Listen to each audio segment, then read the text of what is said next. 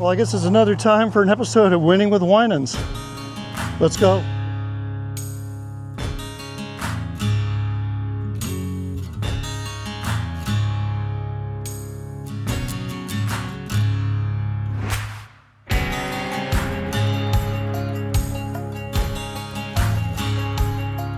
And good afternoon and welcome to Winning with Winans, Las Vegas' newest and coolest financial show. I'm your host, Ken Winans. And for those of you who still don't know me, the finance guy with the cowboy hat, I've been a nationwide financial commentator on radio and Forbes for the last 25 years. Most important, I do walk the talk. I founded a successful investment management firm in 1992. Today, Winans Investments is the only Morningstar top-ranked manager based in Las Vegas. And according to the last report I saw, we're number one in Nevada. So you're talking to somebody who actually knows a thing or two about investing. So look, over the next hour, we're going to be covering a lot of current events and regional events that could affect your investments. And we're also going to have some really fun special guests that will also fill in on what's going on in their world. So a quick thing. I know there's a lot of news shows out there. They just cover the day-to-day stuff. I am a true news junkie. If you're going to be good in my industry, you have to like gathering data. So I go through 9 different financial sources every week. Many of them you probably have never heard of. And I actually do go through the government statistics as well, because I think it gives you an edge to be a successful investor. Bottom line, you want to have the big picture when it comes to stocks and bonds and real estate and commodities and even cryptocurrencies. And yes, I always said that in one single sentence, but they're all important and they all do interconnect. So Winning with Winans is truly a different type of show. The fact that I am who I am, and I try to give information that many of you probably never heard of before. So, hey, let's get started with what's going on this last week. So first off, look, we're back into the seesaw of the war with Iran. You know, I brought it up on an ABC radio interview, and I'm also probably going to write a piece about this in Forbes. History supports that getting out of war is difficult. For those of us who were around during Iraq and Afghanistan, both of those took a long time. Think of it, the number of times we had to negotiate, renegotiate, have mediators. And then, of course, for those of us, I was very, very young, but Vietnam, we went back to the table 7 different times and under multiple presidencies. So history basically is going to tell us this is what's going to be happening. Number 2, look, and I say this with a heart. I'm a veteran. I know people who served in combat. I know people who, Gold Star families who've lost, members of their family or friends.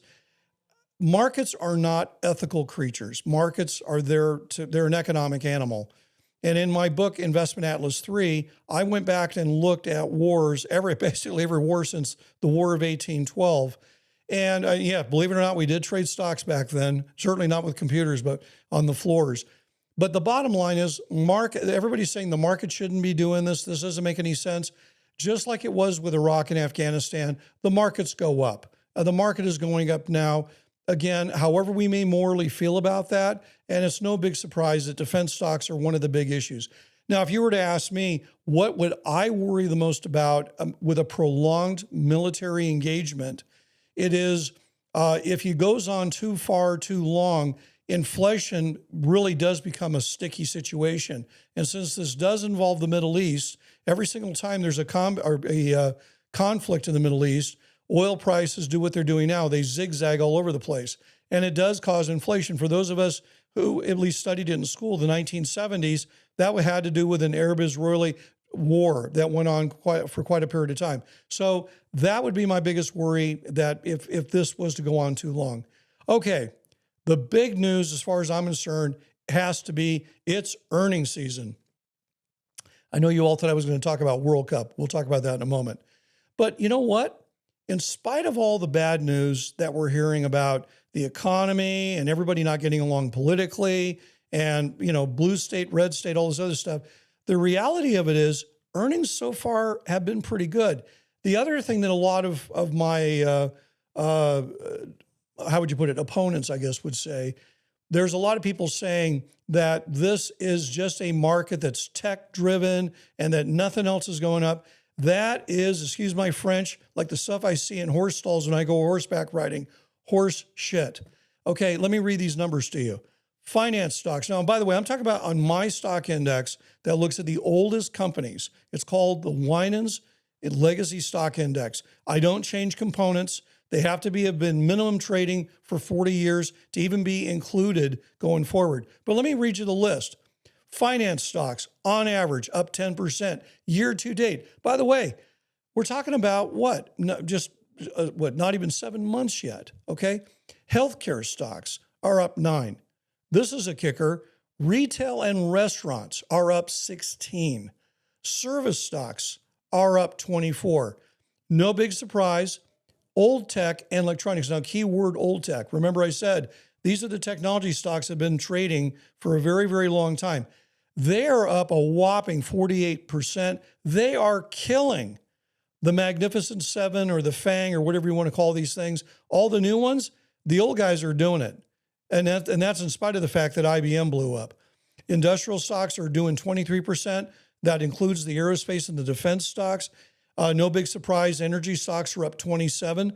This might be a little bit of surprise to many people. You know, gold and silver, you know, and copper and all of them, the commodities and the natural resources all took off like we know what out of hell earlier this year, and then they blew up. So commodities are only up about 2%.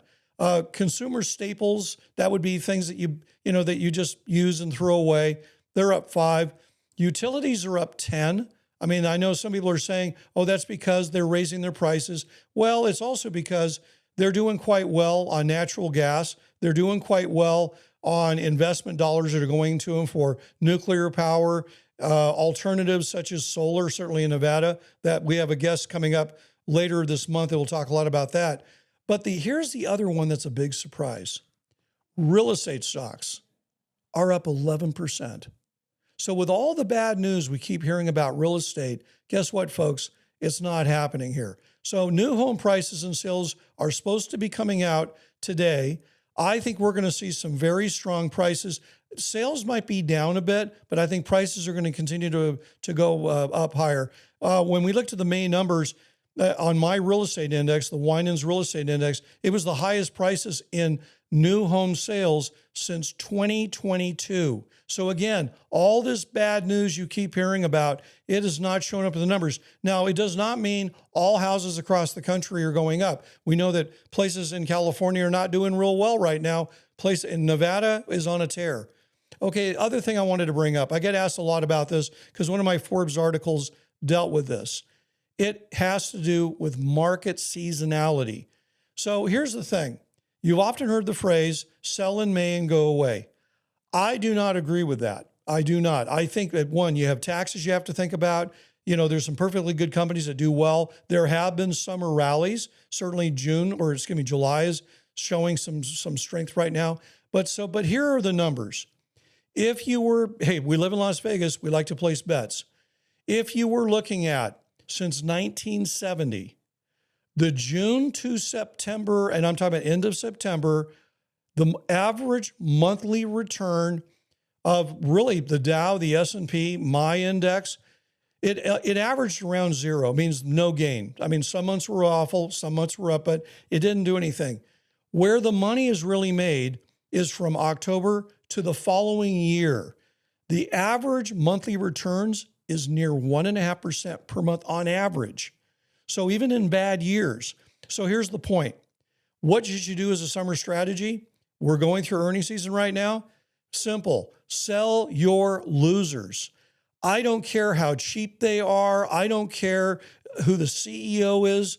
If they have gone through this powerful, powerful rally that we have had since last year and they have lagged, imagine what they're going to do when we finally do have a sell-off.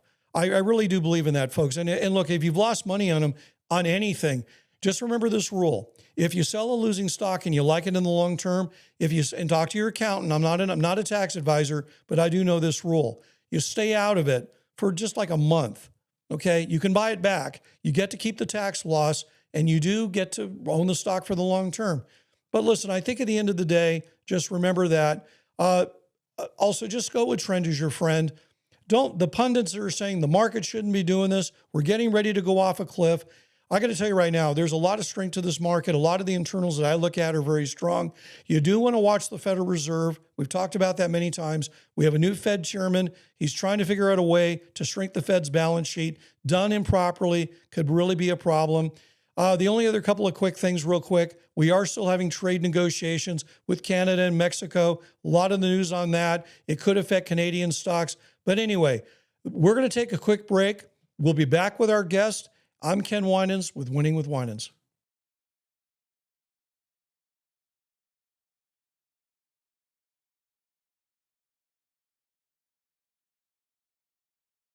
And welcome back to Winning with Winans, Las Vegas' newest and coolest financial show. I am your host, Ken Winans, and you probably now know when I have a veteran coming on our show, I wear my Army cavalry hat, which is still worn by certain units of the United States Army, which I bet right now some of them are wearing them over in the Middle East.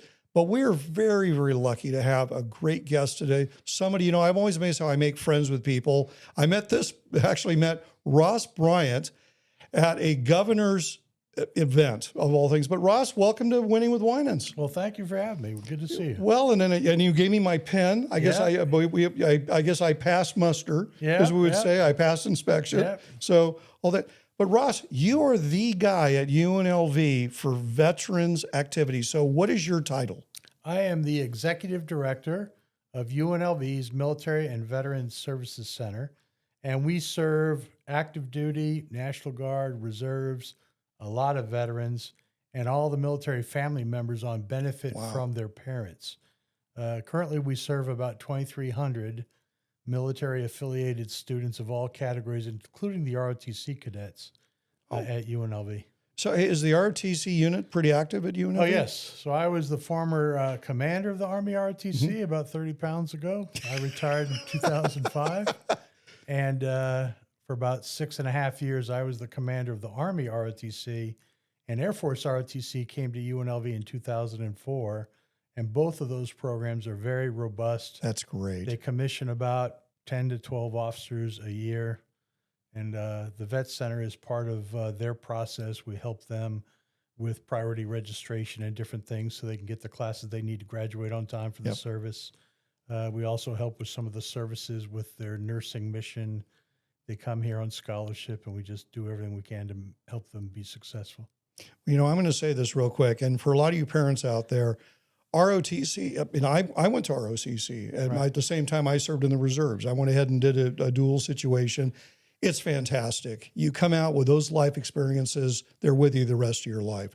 And whether or not you want a career in the military or not, I guarantee you'll walk out with a lot. It's fantastic. And teamwork and all that stuff. Oh, yeah. I mean, you start, and it's fun because usually you find a lot of the ROTC folks are people who are in the Scouts. So you get a combo that goes right on up the chain.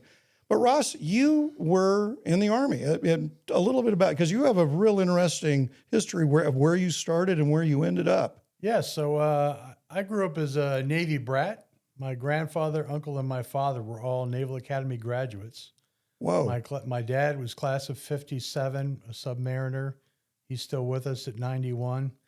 And I was one of 5 kids, the middle kid, and we lived on a farm of all things while he worked at the Pentagon, and wasn't a big fan of the farm, and I was ready to be independent, and I didn't have money for college. So a very sharp recruiter said, hey, $3,000 bonus to drive tanks in Germany, which sounded really sexy to me. Oh.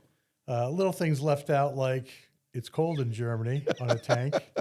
And especially the old tanks. Yeah. Even the new tank, but it's cold, and all the maneuvers are in the wintertime, and there's 800,000 people in the Army back then that were in charge of me.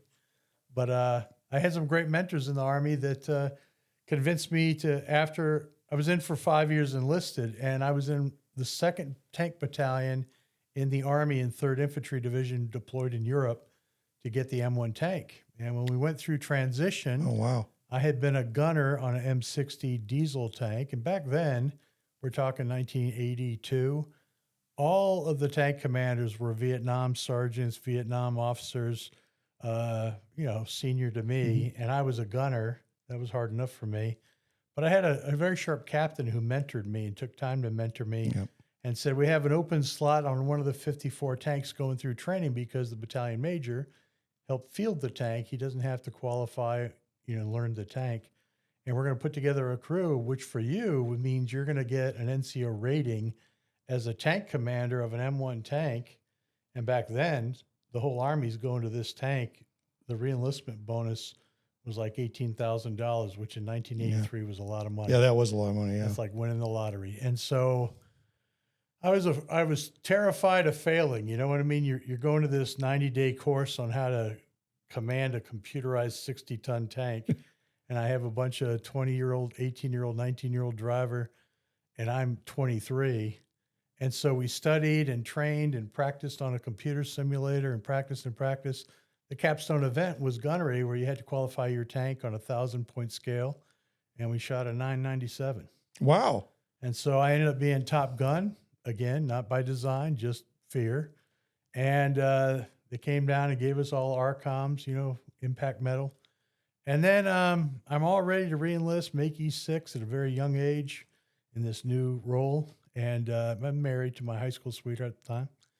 And I get invited to a steak dinner at the Officers Club. And, when you're an E5, you don't hang out at the Officers Club. You don't get reneged. Yeah, that is going to be the battalion commander, who I don't even know if he knows me, this captain, and the command sergeant major, who was a very scary guy.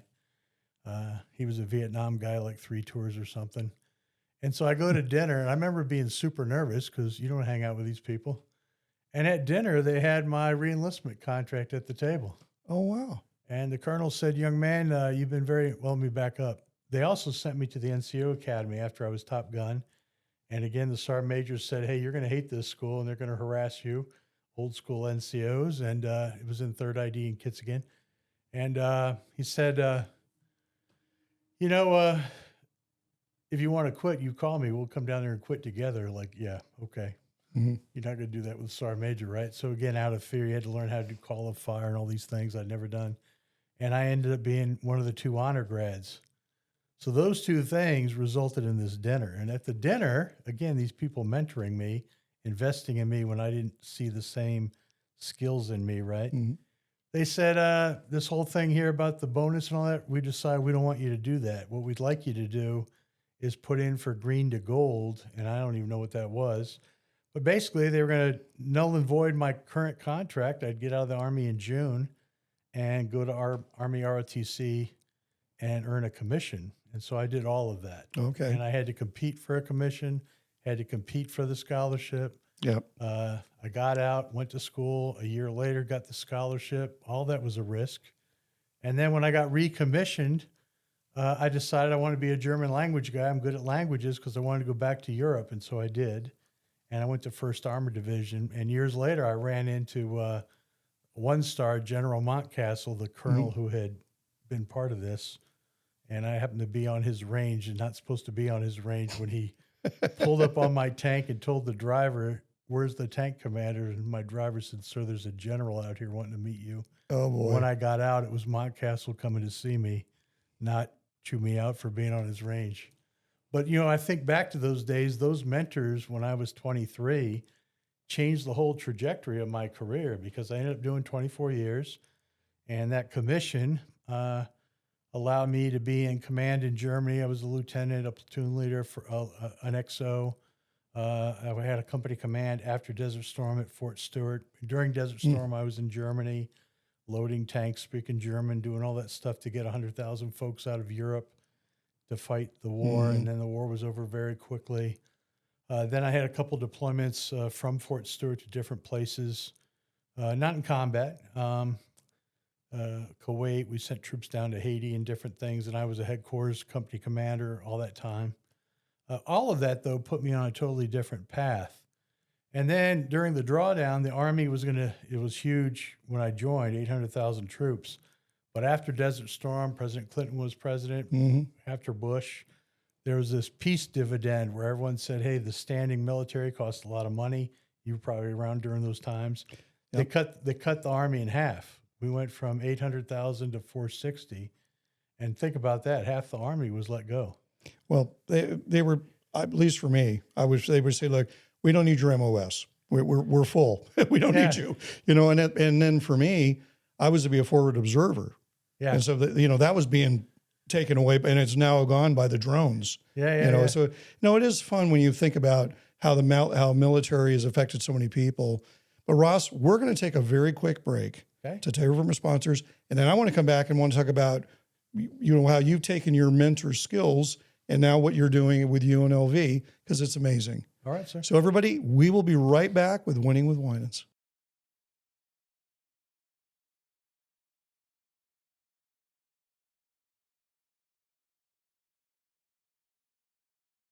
And welcome back to Winning with Winans, Las Vegas' newest and coolest financial show. And as I mentioned earlier, yes, I'm wearing my Army Cavalry hat. And there are a few of these horse soldiers roaming around our great Las Vegas Valley about, what would you say, Ross, about 140 years ago, probably? Yeah, probably. Yeah, No doubt. back. Yeah.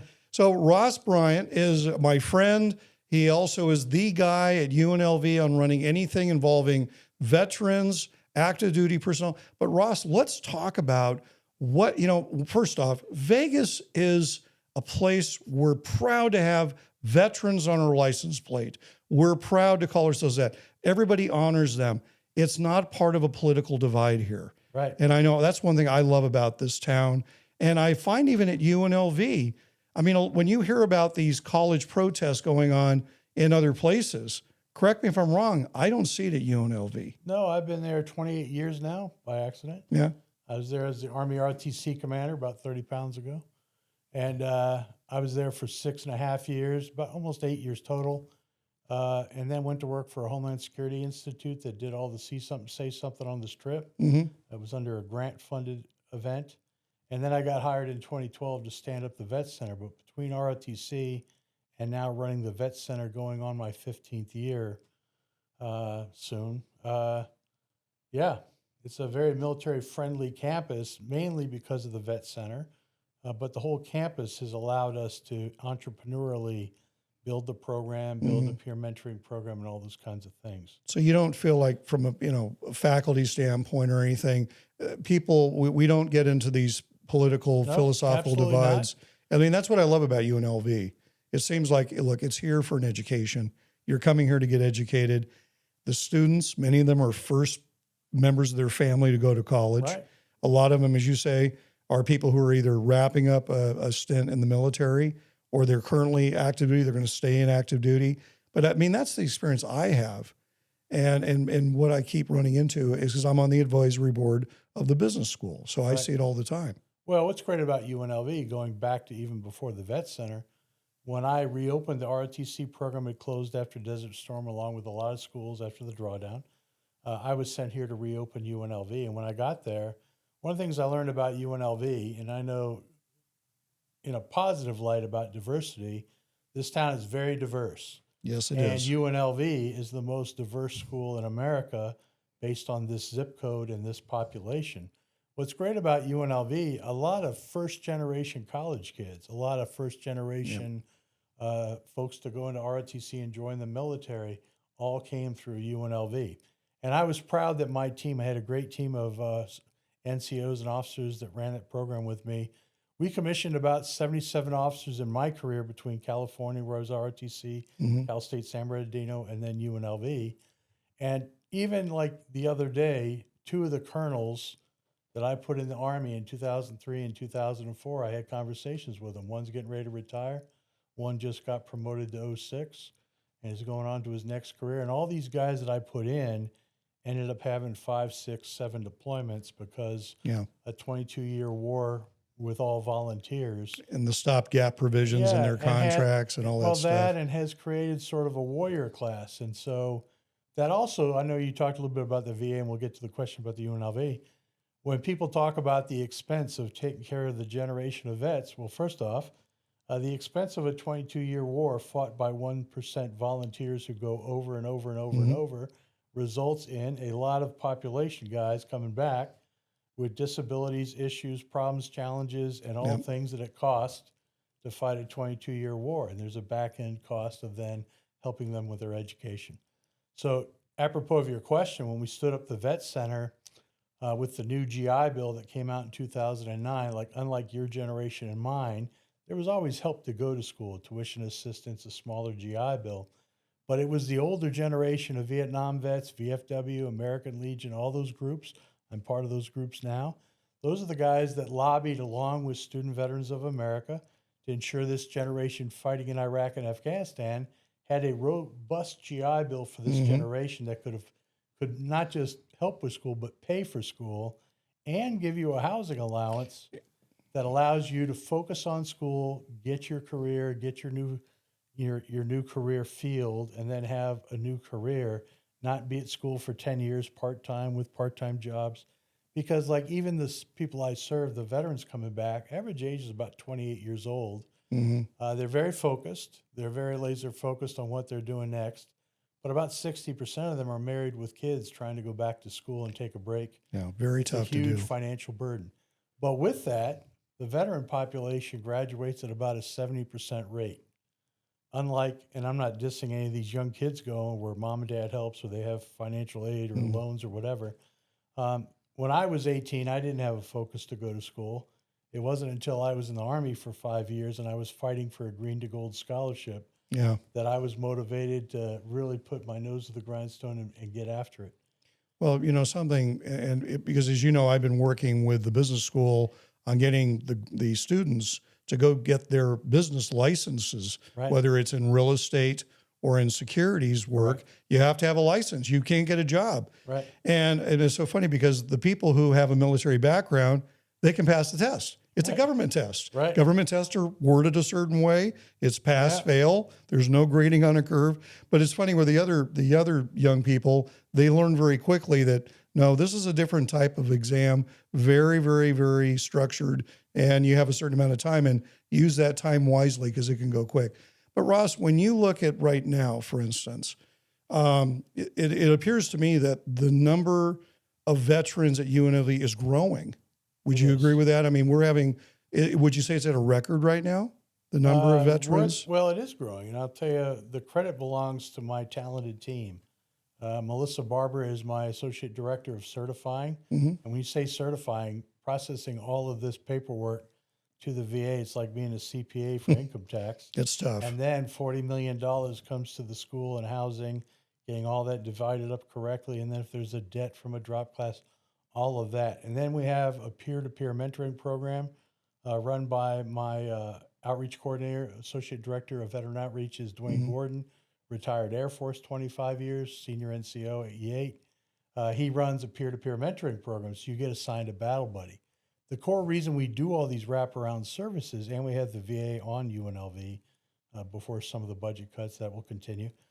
But what that does is, if you just think of the simple things like that, when you were in the Army and I was in the Army, you had a very structured kind of thing when you were on active duty. When I was on active duty, you were told where to be, what to wear, when it's going to happen. It was very structured. Then when you get out, it's just you. Yeah. And now you have to motivate yourself, and no one else is going to tell you to not play Xbox all night or go party on the strip. You have to get up and go to class. You got to do all these things, and then also have a part-time job and do all these things. So our growth has been that wraparound services. What I'm most proud about is we have been in business for 14 years, and we're one of thousands of schools that are qualified to have the GI Bill. So that's a big thing with the Department of Defense and also with the VA.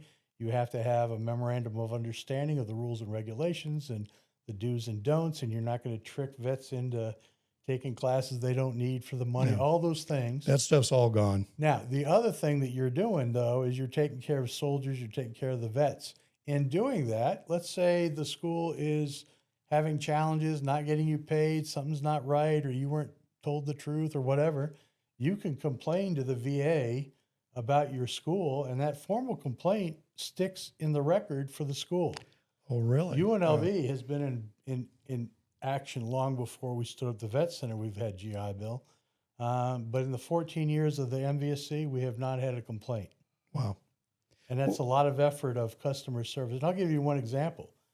You have to have, every class has to count towards your degree. So a veteran comes back with a mindset, I'm going to go see my academic advisor. Let's say it's a charming young lady. Her name is Sally. Sally says, you're going to take these classes. Now, she doesn't know that you were at University of Tennessee at Fort Campbell and you took some of those classes, and you don't speak up because this is an advisor. She's telling me what to do. She must be an expert. Now she could have been hired 10 minutes ago. Yeah. But in that, you end up taking a class that doesn't count. And by the time we catch it to the VA said, oh, that doesn't count. Problem is, it's after drop ed, and now you owe $1,000 for a class that doesn't help with your housing, and that causes about a $2,000 debt. We've had scholarships that if it was a mistake, an honest mistake in that whole system, we are all UNLV to the vet. We then give that kid a scholarship to make it right. And then the guy that would have hated UNLV for the mistake turns around and is like, wow, they owned it. They took care of it. They raised money in the private sector to have those scholarships to fix the problem. And then that guy is just very loyal to UNLV. Hey, Ross, we're going to take a quick break. Can you stay for a bonus section on the podcast? Or listen, if people want to get a hold of you, how would they get a hold of you? What's the best way? Very easy. You can go to UNLV's website, unlv.edu/veterans, and our whole site is there with all the instructions, how to get admitted, how to get your GI Bill started, and all the contact info. And if people have a problem, go find Ross. They can come to our office. We're there Monday through Friday. There you go. Yeah, go by the office. I love that you're very approachable. All right, listen, we'll be right back with our podcast bonus section of Winning with Winans.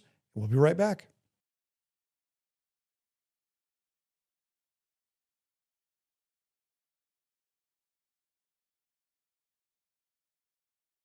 So welcome back to the podcast bonus of Winning with Winans with Ross Bryant. And we've had this, it's fun talking military.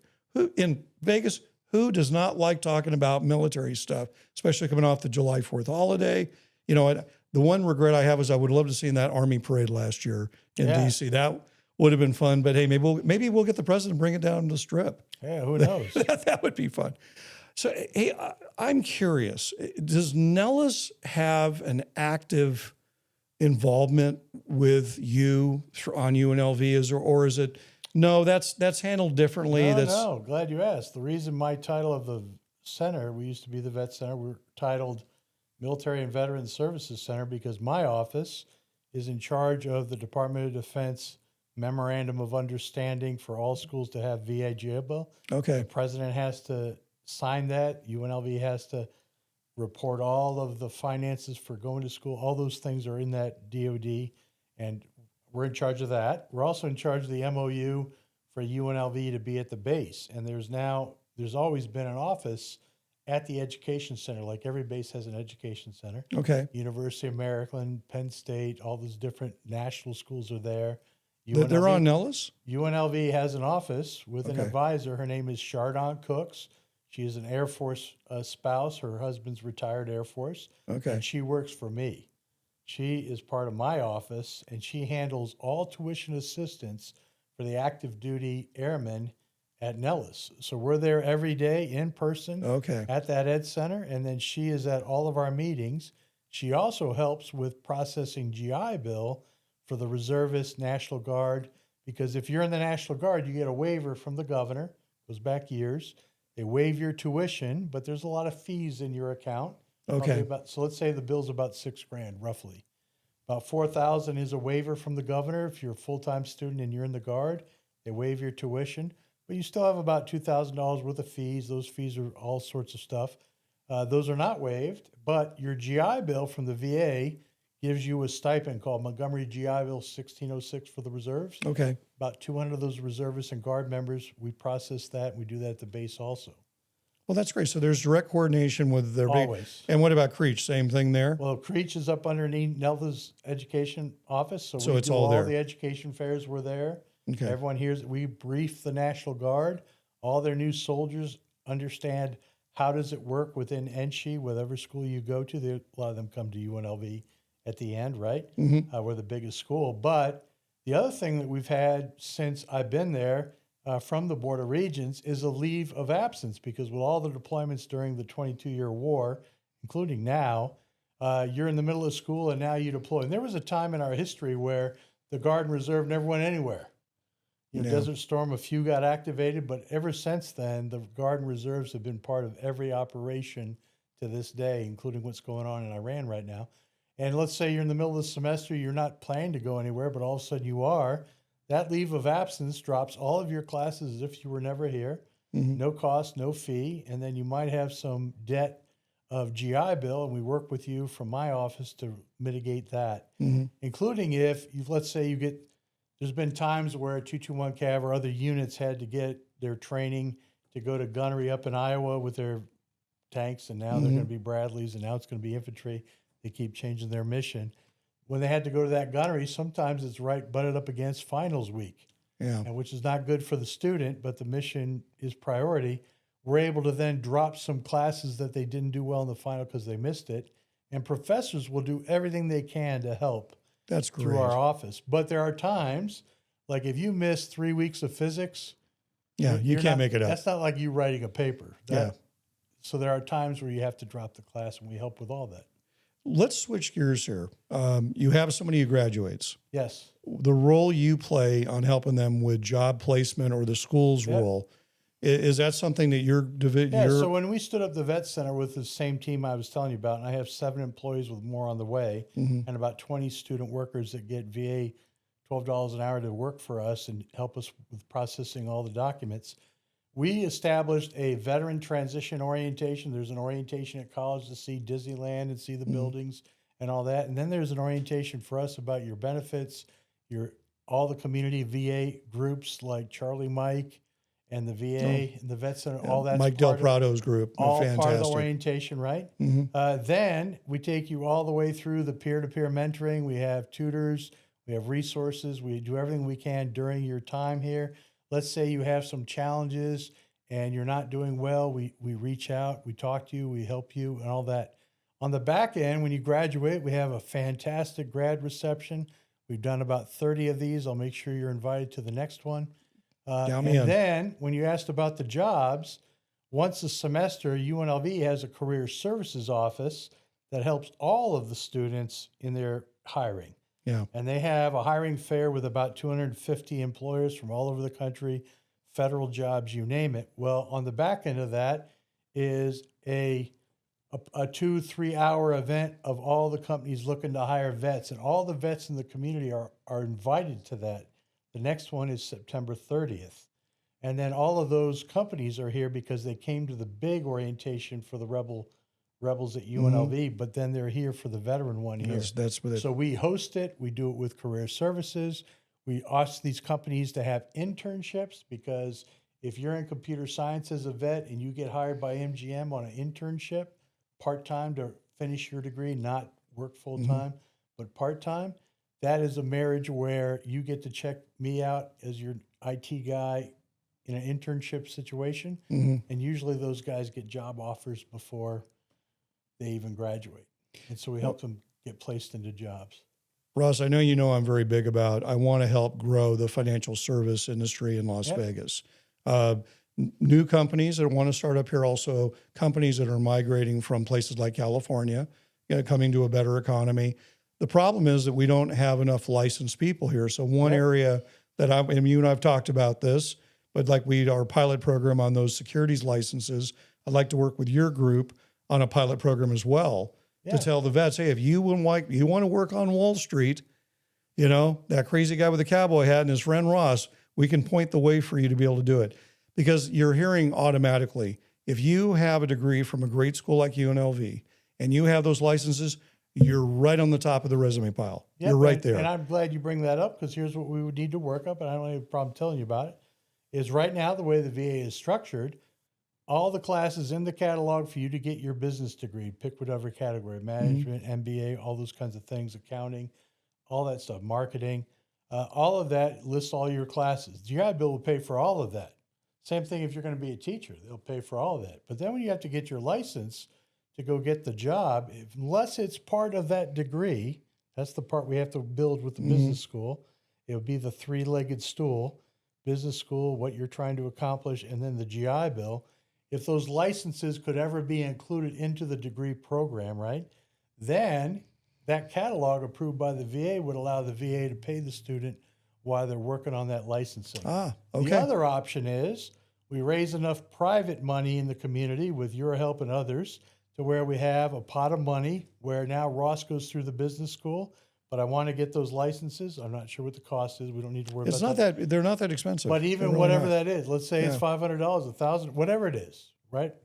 If that was then a scholarship, we would then be able to use that scholarship in conjunction with the business school to say, hey, we're going to give you a military scholarship to finish that license on top of your degree. Yeah. And that would be a win-win for everyone.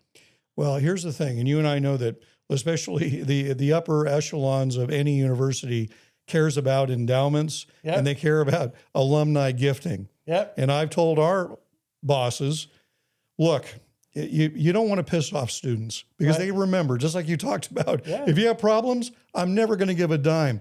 But if you help students get a great degree, Right. useful degree, and you help them so they can instantly get a job, I argue they will forever be grateful and they will give back to their alumni. I guarantee they will. It is no different than the three guys who took me to dinner Yeah. and told me to go green to gold. Now, you can never repay them in the Army.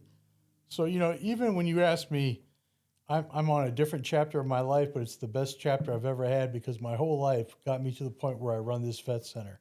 But for me, I feel like my family has always been the military, Navy brat, the Army, my whole life. I'm 65. But after a 22-year war, when everything finally ended, we could talk about how it ended and could it have been better. No, I don't care. It ended. Yeah. When it finally ended and everybody came back, whether you had one tour, no tour, multiple tours, whatever happened, people come back damaged. They have PTSD, they have injuries, they have mental stuff, they have a divorce, they have all these things that they have to regroup. Financial bills. They're not set for their next career. They have all these obstacles. Like if you were a twin and your twin never went to the war and got his education, went to go work, and then you went and fought the war until you were 30, and now at 30 you're trying to keep up where your brother's 10 years ahead of you and all those kinds of things. For me, my own therapy is paying back the guys that helped me. By a guy walks in my office with high anxiety. How does this GI Bill work? I haven't been in school for 10 years. I suck at math. All those things are true. I show them the graduation board. I'll have you come see our office. We have 5,000 guys on the wall by branch. And I say, look, the guys on the wall, probably half of those guys are stupider than you. The only thing they did is they went to class every day. They were tenacious. When they were short in a certain subject, they worked harder in that subject. And you too can graduate and be successful in what you do. Well, and as you and I know, we met through Lester Limbaugh. Yeah. And we have what I still go by the old name, the South Nevada Veterans Chamber, which I haven't switched yet. Sorry, Lester, I haven't done it yet. But I remember telling some of the members, and I know you've gone to those events too, some of the guys from the Vietnam era, and I tell them, in a weird way, guys, you won. Yeah. And what I mean by that is Vietnam today is a capitalist country growing like a weed. Yeah. So philosophically won, but also we won the battle that the people of this country, although you might not agree with a conflict, you don't take it out on the vets. Yeah. You don't take it out on active duty. It's not their fault. Yeah. Take it out on your politicians if you're not happy, but don't take it out on our troops. Hey, Ross, we have a couple of questions here. Okay, that our producer put together. So don't shoot the messenger, okay? Right, this is not, all right, here we go. Okay, so let's see here. We talked a lot about this already. I guess, and we talked a lot about the support for families. I think that's so important for people to know that you mentioned it earlier.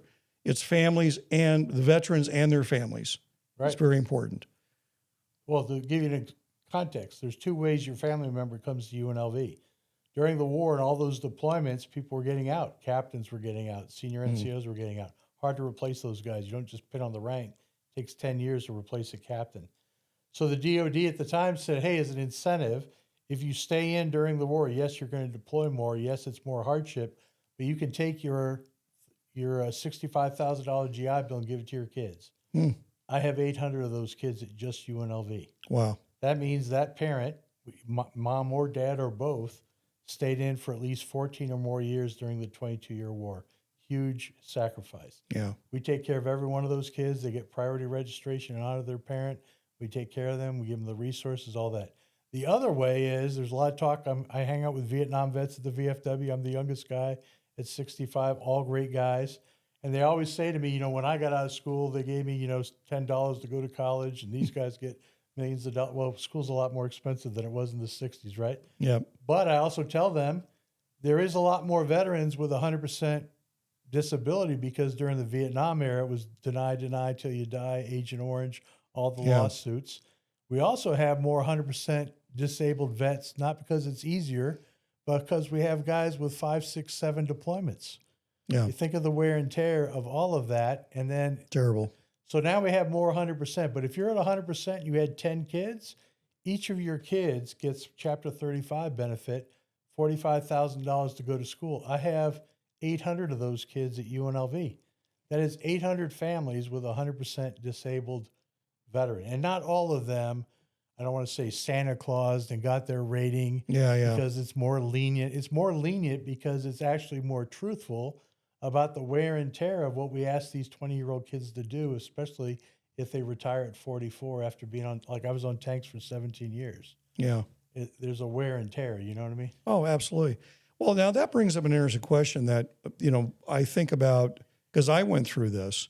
I was a collegiate athlete, and at the same time, and some of my injuries, whether it's reserve duty or athlete, you go back and forth. But do you have where education-wise, things can be combined? Like, let's somebody has a scholarship in baseball at UNLV. Yep. Can they also get these other scholarships to make up the difference? So let's talk about that. Let's say you have VA benefits and you join ROTC. If you're a Chapter 35 kid where you get a stipend, you could still get your stipend while you have a scholarship with ROTC. Okay, so if somebody Because has the stipend doesn't pay for school. It's just money in your pocket. money in your to go to pocket, school.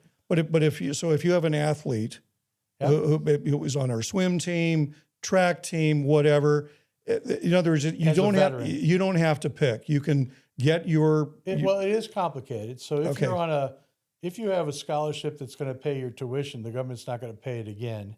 So what happens is there are times where a veteran will still be on post 9/11 to get that housing of $2,100 a month Yep. to survive on, but maybe has some different scholarship packages that pays for the school. The GI Bill will pay what's left. You won't Okay. pay it twice. You're not going to double dip. it's kind of like it's like with Medicare. Correct. It's Like the if same you, way. like let's say you're a veteran with post 9/11, but now you join the Guard. You could take the Guard waiver, which is not real money. They just waive your tuition of $4,000. Then the GI Bill is going to pay not $6,000. It's going to pay what's left Got it. and still give you your housing. And then you could decide whether you want to use your month of benefit because it's 36 months. Yep. And so there's some strategy to it, but it all meshes together to help you get through school and have the career you deserve. Got it. So the beauty is that there's a seamlessness about There it. is. And we have, navigate all of that. yeah, you figure out, just come here, talk to us, figure it all out. Ross, I am going to say, and we talked about it briefly during the break. I think I'm immensely proud of Nevada and what we've accomplished, and the fact that the state. Our governor is a vet. Yep. Our lieutenant governor. He was a tanker too. I just always want to highlight. It was. I think it was okay. I thought he was in 221 intelligence. Cav. I think he was in intelligence. Okay, all right. Well, whatever it is. Yeah. And what rank did he get to? He was a lieutenant out of ROTC in the 80s, I think, and he was in 221 Cav. I don't know what he did later. Then when he became a Metro police officer, afterwards he ended up getting out of the Guard to be full-time as a police officer. That was enough all the way to sheriff. And I worked for Captain Lombardo when he was in charge of the counterterrorism center when I retired from the Army. So we go way back. So what was he like as a younger guy? Is he like the same kind of guy? Well, I worked for a 2-star general who was a Vietnam guy, and we did projects for him. And we did all the See Something, Say Something videos for the Strip under Homeland Security, a grant. And we worked for him. And, he was a hardworking captain and all that. Then later he was an assistant sheriff and the undersheriff and then ultimately the sheriff. So we stayed connected. And one time I had an extreme health issue where I had renal failure. It was very touch and go, and it was pretty dangerous, and I survived it. And Lieutenant McMahill at that time was a lieutenant under Captain Lombardo. He is also an Army vet, not a UNLV graduate like the governor. Mm-hmm. Both of them came to see me in the hospital, the sheriff and the undersheriff, when I was in the hospital. So just great people, great to have veterans. He's been very helpful with all the things. He made sure that there was a bill that was, I won't get into the details, but it was going to impact the funding of National Guard, and the waiver was going to be watered down a little bit, not intentionally, just the way it would have worked. it would have been a last payer kind of thing, and then they would not have gotten refunds and different things, and he killed the bill. And the whole veteran community called him to say, hey, this unintended consequence. And so he's been a big supporter of all vets. And I always give him an Army pin every time I see him.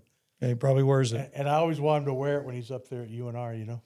You know, I was going to bring up, I go to legislative session every 2 years, and I was telling Lester that I noticed there wasn't really a representative for veterans. While I was there, I went as a non-paid lobbyist. And I kind of looked around. I was a little surprised. Well, that's not true. So let me tell you what happens if you want to know. Sure. So there is a legislative committee. I can't always forget the actual name, but that legislative committee, there's over 9,000 veterans and military family members across schools across Nevada. And they always make sure that all those schools have veterans from the schools able to come up for the Veteran Day. Okay. They have a Veteran Day with the VFW, the DAV, the American Legion, Student Veterans of America, college kids going to our campuses. And then what they do is the Nevada Department of Veterans Services, you have to attend this next time. Okay. They do a committee up in Northern Nevada, independent. They do a committee down in Southern Nevada. And then all the veteran community can put good ideas on the board for future legislation.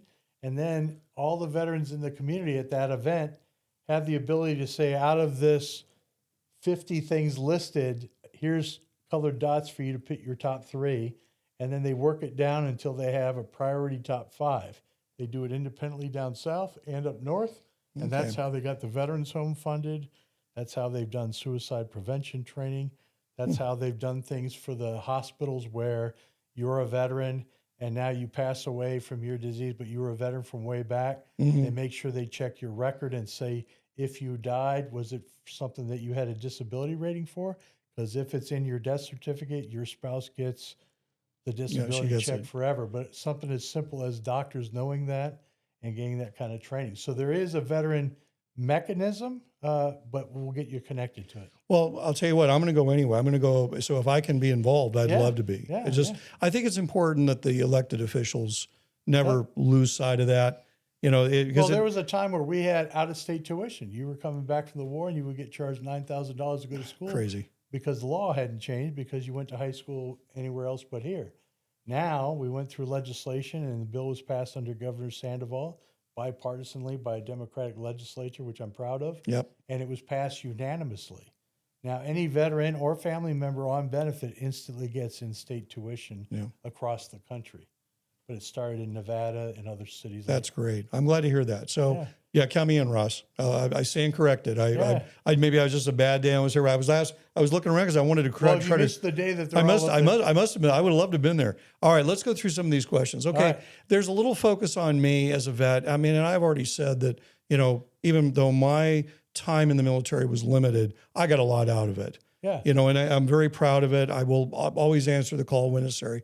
But would you agree with me that financial services is a logical place that we could put veterans, you know, especially we're trying to grow this area? It seems like it fits well. Would you agree with that? I do. And here's what I would say. Years ago, I did some of that. I was not a pro like you. But I think it is, because if you are come out of the military, you're going to be all about taking care of your peers, your team, your families. Exactly. And that's exactly what that is all designed to do, to coach families to be financially successful. Okay, because I feel the same way. And you know, it's funny, when I was going to school in San Diego, we had a lot of guys that were, well, back then we called them stockbrokers. You remember the old stock? Well, a lot of those guys, it turned out they were aviators in the Navy, and they were very combative. I mean, they were very competitive, got in there, had to build a book of business. They were told, look, you know, 7 of 10 of you are not going to survive. Anybody from the military who's very competitive, that you thrive on hearing that, you're not going to make it. You know, it's just or even in business. It was a veteran that started FedEx. Yeah, there you go. Well, you know, that also brings up another point, and I'm going to frame this question a little differently.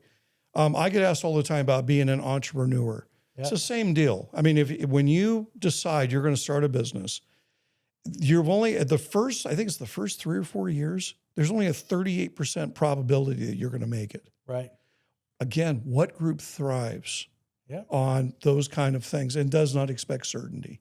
Right. You know, and I would also say this, we're trained to handle hardships. we're trained like you hope for the best, but you've always got to have a retrograde operation. Something Right. can go wrong. Plan A, B, and C. Exactly. And I think that I've learned that too, that look, you cannot expect things are going to go to plan. The fog of war, as many times they've written about, plans don't always work properly. And you got to assume it's going to get screwed up. Well, even I would say I'm an entrepreneur at heart, but I don't have the courage to be an entrepreneur. I admit that. But in my service at UNLV, I've been blessed to have a chain of command that allowed me to be entrepreneurial to build a vet center that Exactly. didn't exist. Well, they didn't fight you. They didn't say no. Well, they also supported me in good ideas that I thought were good. Sometimes we had to tweak them. You know what I mean? Yeah, totally. Hey, Ross, what's your feeling right now about the military's efforts on financial education? I'm thinking about mainly active duty. Do you feel that the military is taking some role in helping our military personnel learn about finance, about home finance? I don't, but I guess having been a commander with high op tempo during the 90s, there was a lot of deployments between Desert Storm and later going to Iraq. I think the military as a whole, like think of what's going on in the Navy now, mainly the Navy and the Air Force in Iran, right? Or even the ground troops that were in Iraq and Afghanistan for 22 years. The op tempo is such that they're focused on the next mission. And in a blink of an eye, a kid with a 4-year contract is on his way out. And if he didn't have some financial help from his mentoring with his family and just winging it on his own, there's huge room for improvement. But I haven't had a chance to really study it. Well, I think the sense I get, and I'm telling you, because I was asked this by somebody at Nellis. Yeah, of course. I mean, what can we do to better prepare? And, a lot of it's too is it's gambling. Yeah. You're in the gambling center, sports betting now, online stuff. Yeah. It's becoming a problem. Yeah, absolutely. And so they're trying to figure out, look, what can we do? And I said, sir, the biggest thing to teach them is that when you put something on a credit card, you have to pay that back with after-tax dollars. Yes, of course. So, that 19% is not 19%. It's like 26%. Of course. Those are like mob rates. You just, you don't ever want to go there. Ross, looking ahead, let's look out the next 5 years. What can we be doing better as a community for our vets? What can we, I immediately think about the homeless situation here. Well, I've been here a long time. I've tried to stay in my lane on the education piece because it is a giant, giant challenge across society. We also have a warrior class that came back from a 22-year war when 99% of the rest of the country, and I'm in that boat. I was here during that period. I didn't deploy during that period. Mm-hmm. When that impacts and people then become homeless or they check out, they don't want to be part of society and all those other kind of things. There's all these programs to help them. There's a lot of folks that don't want the help. I don't want to say it that way. They appreciate the help, but they're not looking for you to save them and bring them in or do whatever. And it's hard in the people under the tunnels and all the craziness that goes on here. It's a very complicated situation. My perspective has been, if I can get you to UNLV, if I can get you to talk to the VA, if I can get you connected to your benefits, even if you're out of benefits or didn't use them and they expired, the GI Bill now is good forever. If you got out in 2013, your GI Bill is good. You can come to school when you're 80. But if you have a disability, there's a whole track to get you a GI Bill for another conversation. My thing is, if I can get you into school, you have housing to stay off the street, to get your degree, get that career, get back on your feet. Maybe you're reeling from a divorce or friends of yours committed suicide and you have to address your issues. But if you get the help you deserve and you take the help you deserve and you do your part as the veteran to grow, that's what we're all trying to do. So it's a very complicated thing and everyone has a different situation. But what I try to do is just from my foxhole at UNLV, if you come in, I try to connect you with what you're looking for if it's not us and how we help you if you come to UNLV. I'll add one part to what you just said. Yeah. I'm a member of a Faith Lutheran Church. Okay. And there's a specific focus. And I've been asked, will you be our veterans outreach for people moving to our community who are looking for a church? I said, absolutely. Right. And every Veterans Day, we honor our vets. Every Memorial Day, there's a moment of silence. I think what I'm trying to say is that it's encouraged here to have our churches and our temples get involved, to work together with we always call it public-private partnerships. Well, I would also say public, private, and NGO groups, which includes churches. Everybody, all hands on deck. Everybody's well, in needed. that, I'd like to shamelessly add, UNLV and the Rebel Vets, part of Student Veterans of America, we have had 6 Operation Battleborn, where we walked 60 miles over a 3-day period, Memorial Day weekend, every Memorial Day weekend. Oh, the dog tags. And we have 7,000 dog tags. Yeah, we yeah, have 59 of the 59 Nevadans killed in Iraq and Afghanistan. Colonel Wagner was killed in the Pentagon when the planes hit. She was a UNLV grad. She's the first on the list. And we deliver those dog tags to Governor Lombardo every Memorial Day. We just did it this last May. But at that event, about 12 Gold Star families show up, usually moms, because their son in the National Guard was killed in 08, 2019, or 2011. Those were the big 3 years. The Guard lost a lot of people during deployment. And there's also a Fry Scholarship that if you're killed in action in the war or died during the war, even in an accident, your family has their own scholarship. Your 10 kids would all have their own scholarship. 6 of those kids go to UNLV. Oh, that's great. So we focus on the survivors, the moms who see their kids on a shirt in 2026 after their kid died in 08, that the fact that collectively the veteran community has not forgot your kid. Yeah, means a lot. Every time I think we're not going to pull off logistically that thing, because it's a lot of work, every time I meet one of those families, I'm signed up again for the next year. I love it. Yeah, So we'll keep you posted for next year. No, I know, and Mike Del Prado does it proudly every year. Yeah, he walked it. All right, He was now- going to run it, but All right, now listen, Ross, I'm giving you some marching orders. okay. Okay, we have an MIA situation at UNLV. It's our mascot. We need to bring him back. Well, you keep asking me things I'm not in charge of, but Come on, we need to bring him back. This is crazy. I have faith in President Heavey. President Heavey, our current president. All right. He's the interim right now, but I'm hoping he'll be the permanent. He's been there for 33 years. He too is a big mascot fan. The alumni is a big mascot fan. All of that, I think, will get resolved in some flavor. And then, how to design one that everyone's okay with. I'm glad I'm not on that Well, come committee. on, let's bring back the rebel. I mean, I he was a understand. minor. I I mean, come on. Ross, Bryant, it's been a pleasure having you on the show, sir. I appreciate all you do for the school, and certainly you're just a great American. Well, thank so, you. everybody, that ends our bonus podcast. And you know what? Stop by and see Ross next time you're on UNLV's campus. What can you say? We should be darn proud of our local university. They do a lot of things. And I will also say, I think UNLV punches way above its weight. I'm hearing this from a lot of schools in neighboring states, between our sports programs, our academic programs, our professional programs. We're getting noticed by a lot of people. Great school, sir. It is. Ross, thanks again. Thank you. All right. And we'll be right back with the last segment of Winning with Winans. Be right back.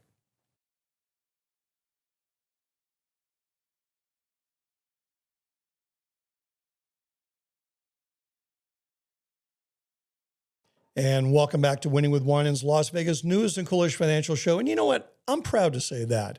I know I'm the only guy out there who does a financial podcast with a cowboy hat. We are the West, but we are truly a cool place.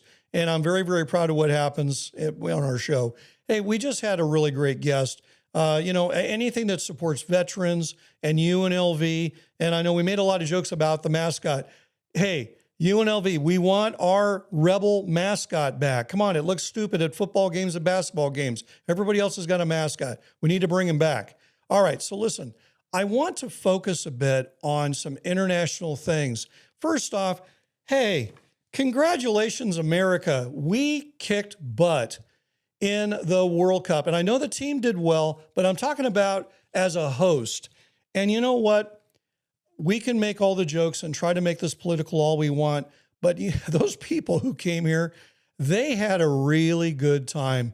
I mean, all the news reports, things went largely pretty well in all the various venues. I was back actually in Tennessee this last week, and I talked to a lot of folks back there. And in a weird way, Tennessee and Nevada are kind of in weird ways sister states, because here we don't have taxes. We have part-time government. Things run well. I mean, everybody there's doing well, making money, happy, also dealing with the migration issues coming from blue states, for lack of a better term. But it was fun talking about what happened with the World Cup. And I want to bring up that, this I think translates into this idea that we have to be looking for better opportunities overseas. And I'm talking about it's very pretty much mantra for a lot of the wealth managers and the financial planners, and quite frankly, the ETF industry likes to promote foreign stock investments, foreign bond investing. You know what? I'm not a big fan of that. I'm a trader at times. There are times when they make sense as a short-term, one-year trade. Certainly last year, they had a great year. But as I look now, as the dollar has not fallen out of bed like a lot of people said it would because of the Iran war, the dollar is actually up 3%, which is quite amazing when you think about what happened. To give you an idea, just right after Vietnam, when we went off the gold standard, the dollar fell out of bed. The dollar was literally lost 25% of its value almost overnight. We are nowhere near that world right now, folks. And quite frankly, the dollar has been trading in largely the same range it's been for much of this century. Now, I'm talking about not against any one currency. I'm talking about just with a basket of currencies. But why is that important? Because you are a U.S. investor. As a U.S. investor, you live in dollars. So the problem is if you go out and you buy a bunch of foreign stocks, and you know what? My attitude has always been, if you can't name the currency, you can't name the capital of the country, and you can't name its leader, you probably have no business putting your money there. It means you don't know anything about the place. But again, if you know something or you have expertise there, by all means, many people do that. I mean, our country is full of immigrants. But here's the deal. When the dollar is going up and you're a U.S. investor, that means that, your U.S. investments are doing pretty darn well. And you don't have to necessarily go to other places. But when you adjust the returns of a lot of these U.S. dollar-based exchange-traded funds, which I track the oldest ones around, I have news for you. They're not doing great this year. What is ironic, and I have to laugh about this, we hear all this news about Taiwan and how China's getting ready to invade them tomorrow and all this stuff. The Taiwan ETF, EWT, is actually up 61% on the year. I'm not kidding, 61% in spite of the dollar. But what's interesting is the China FXI is actually down 10%. Folks, it doesn't mean there's not economic growth in China. It just means when you adjust for dollars, things don't look quite as good. Now, if you're talking about meaningful diversification, and look, you're midway through the year, some of us have had a great year, many of you have not. I suggest it's a good time to have a chat with your advisor. And as I mentioned in the first segment, get rid of your dogs. Things that are not working for you, things that are down, get rid of them. I mean, go into things that are working. But before you start thinking you have to jump all over the place, all over the world, taking the risk with that, think about people who put money into Middle Eastern type stuff. They're having a tough time right now. I would just simply say this.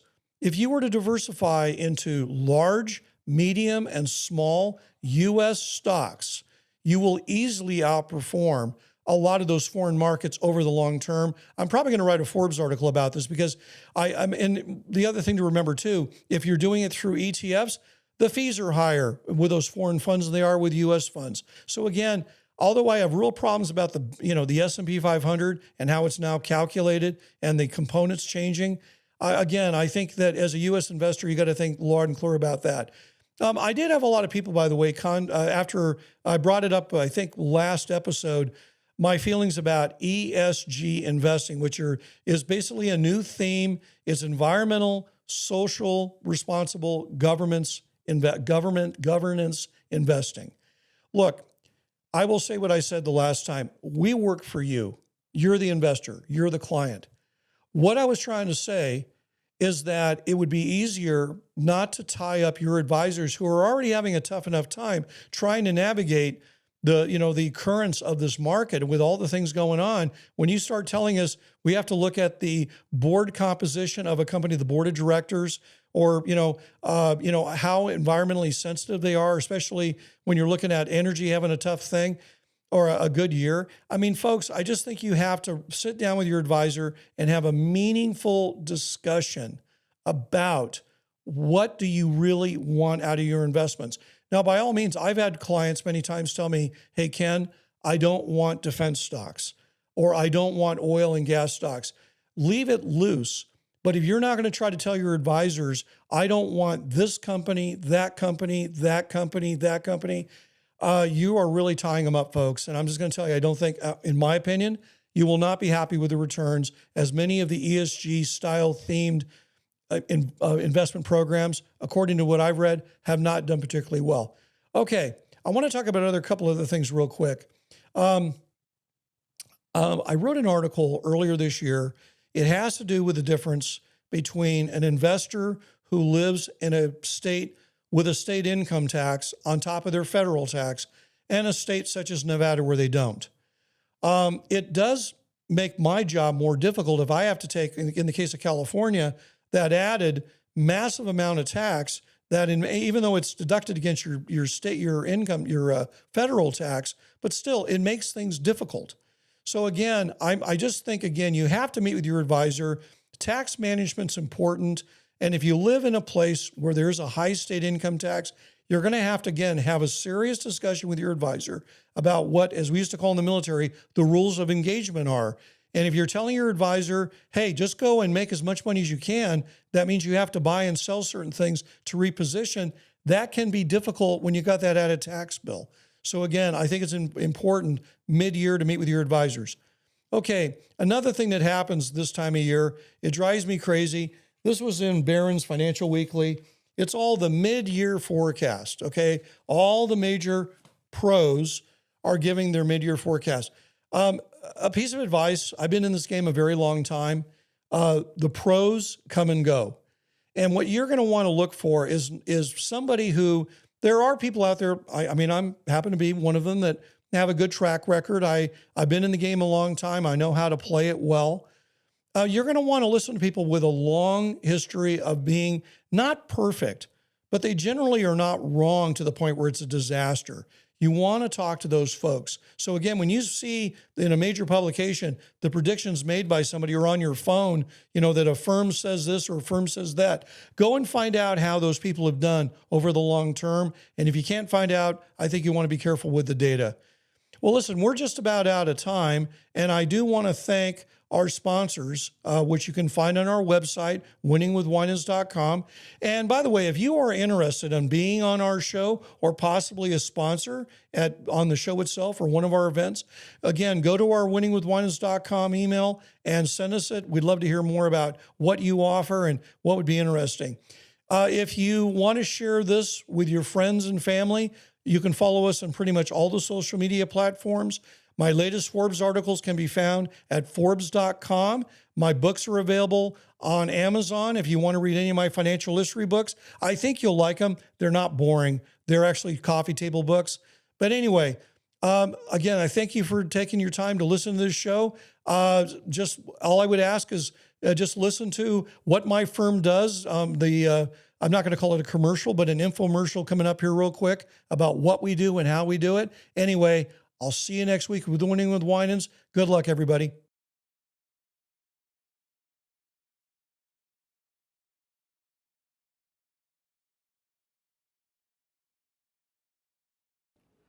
Hey, everybody, this is Ken Winans, host of Winning with Winans podcast. And before I founded the Morningstar 5-star ranked investment management firm, Winans Investments, which, by the way, is the only 5-star ranked manager in Las Vegas, I actually worked on the floor of the Chicago Mercantile Exchange trading commodities with our traders. Yes, I actually know all those crazy hand signs you see in the movies. If you haven't heard about it, commodities have had these eye-popping returns, not just gold. We're talking about cattle, copper, soybeans, all these kinds of things. Don't be surprised. Many of the financial advisors who work for the big investment firms, they don't even bring it up with their clients. But if you're interested in learning more about this very unique area, which has been around a very long time, give Winans Commodities a call. Founded in 2021 with an experienced team, 100% independent and veteran owned. And you know what? Find out more about commodities and maybe it will fit in your portfolio.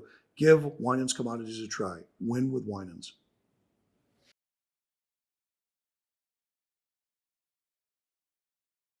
Boy, that time went fast. I hope you had as much fun as I did during this segment of Winning with Winans. Make sure and tune in next week for another round of guests and interesting topics. And if you missed this, make sure and check us out on Spotify, YouTube, or go to our website, winningwithwinans.com, where there's a lot more information for you to follow. So good luck this next week. Look forward to seeing you then. Take care.